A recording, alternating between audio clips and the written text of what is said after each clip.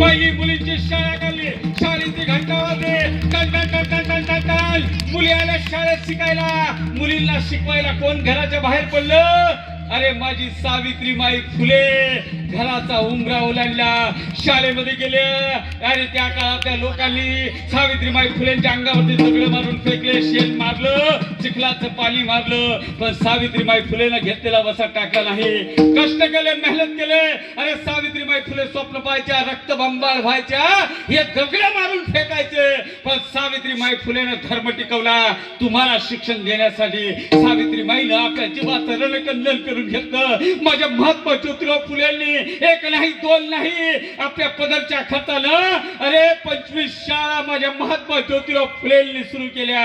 महात्मा ज्योतिराव फुले म्हणजे साधी सुधी असा मी नव्हते, नुसता फेटा नव्हता बापू, पुण्यामध्ये रेटा होता आमच्या बापाचा.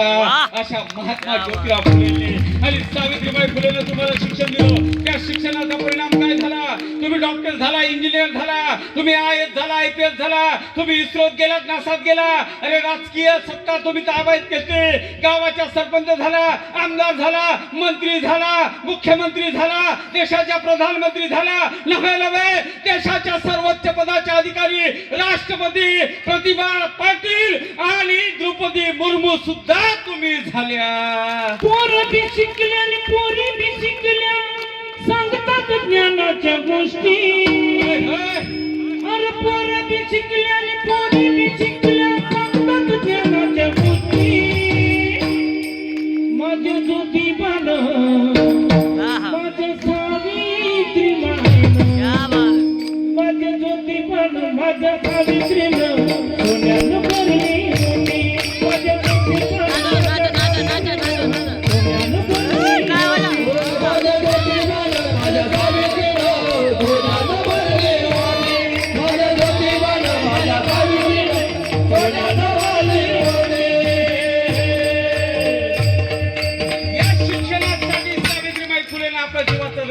करून घेतलं. या माझ्या महात्मा ज्योतिराव फुलेंनी तुम्हा मला शिक्षण दिलं. महात्मा ज्योतिराव फुलेंनी सगळी संपत्ती बहुजनांच्या लेकरांसाठी खर्च केली, फक्त माळ्यांच्या मुलांसाठी नाही.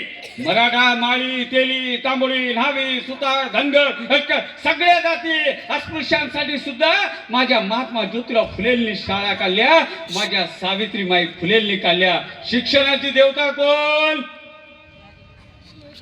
सावित्रीबाई फुले. जोरा बोला. शिक्षणाची देवता कोण? अरे आम्हाला हे कळलं पाहिजे, आमचा इतिहास आम्हाला समजला पाहिजे, तेव्हा धर्म टिकणार आहे. आणि तो धर्म टिकवण्यासाठी जबाबदारी तुमची आमची आहे. मनुस्मृती सुद्धा सांगते धर्म रक्षती रक्षता. धर्माचं रक्षण करा, धर्म तुमचं रक्षण करेल. श्रीकृष्ण भगवंतानं आम्हाला गीतेमध्ये सांगितलं, यदा यदा हि धर्मस्य ग्लानिर्भवति भारत अभ्युत्थानम धर्मस्य तदात्मानं सुधाम्यं परित्राणाय साधूनां विनाशाय च दुष्कृता धर्म संस्थापनार्थाय संभवामि युगे युगे. हा कृष्ण भगवंताचा धर्म. आमच्या रामाचा धर्म काय आहे? उद्या प्रभू रामचंद्राचा राज तिलक करणार होता. उद्या कुंकुम तिलक होणार आहे, अयोध्या नगरीचा राजा होणार आहे राम. रात्रीतून त्या कैकेयीच्या कानाला कोण लागली? मंथरा. रातमा किडा बाळात तिने